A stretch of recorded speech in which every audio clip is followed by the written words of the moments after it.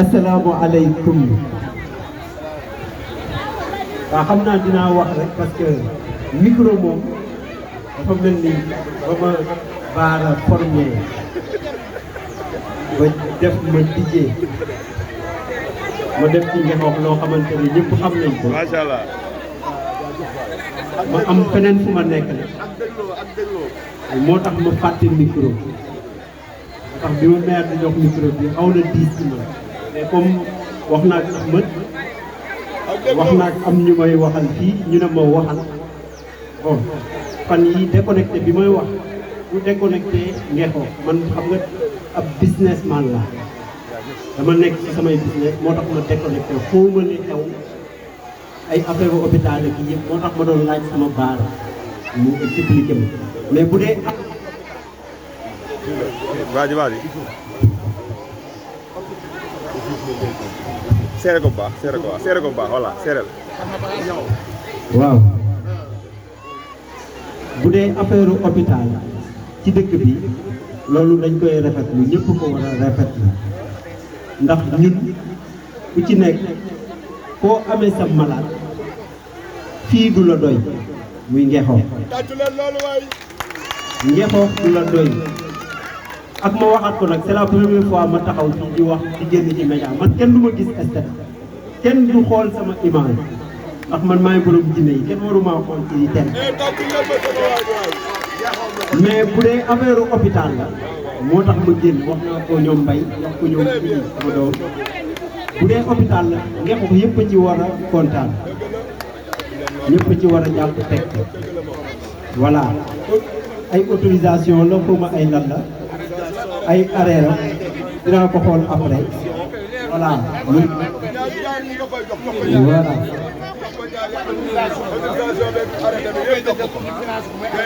voilà waaw comme tamit ñi sant maire bi ci loolu moom des fois gars yi dañ naan maire ma naan ko grand voilà sànq wax na sax benn wax ak goro soxna si nee na seet see goo ko ba tey mere na parce que moom mooy doomu Fallatir Pouy nee na waroo ñëw ba fii te doo dugg këram loolu du la ko jëwee dama la koy wax mu ngi nii Yacine Faye bon léegi lii sànq dégg naa ci ay kàddoom mu ne dañ ma investir woon député ba fan yi ñu bokkatul ci liste bi déedéet yow député nga ba 6 mois bul génne sa bopp ci député yi parce que boo taxawee wax ngexoos dégg na hôpital bi nag ñu ngi ko ciy sant moom nii comme moom la président woo amul lenn lu mu koy wax parce que des fois mu woo ma ne ma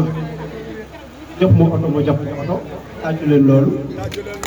des fois mu woo ma ne ma jox ma oto ma jox ko oto comme dem na laajul président oto laaju ko ambulance laaju ko xaalis hôpital la ko laaj mu jox la ko kon waa ngexoos nañ ko sant ci loolu waaw di kontaan ci loolu bu baax na bëgg na nag liggéey man parce que xam na ma bu baax tey dama koy wax loo xamante ne xam na ko xam na biñ fi toogee Ilimaan sama doom biñ fi njëkkee toog moom laa njëkk a liggéey xam bu baax li ma leen wax moom comme bu nee doomu Ngagne Fall la xam na li nekk ci man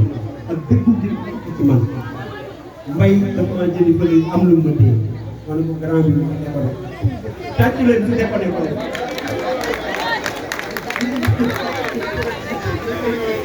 dinañ ko rectifier kon loolu la nee na tax naa ay photo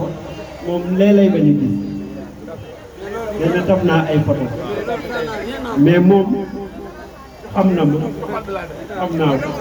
parce que keroog dama ko fekk bureau ma tooñ ko ne ko jox ma 1 million ma ànd ak yow mu ne ma yow yaa ngi sam poos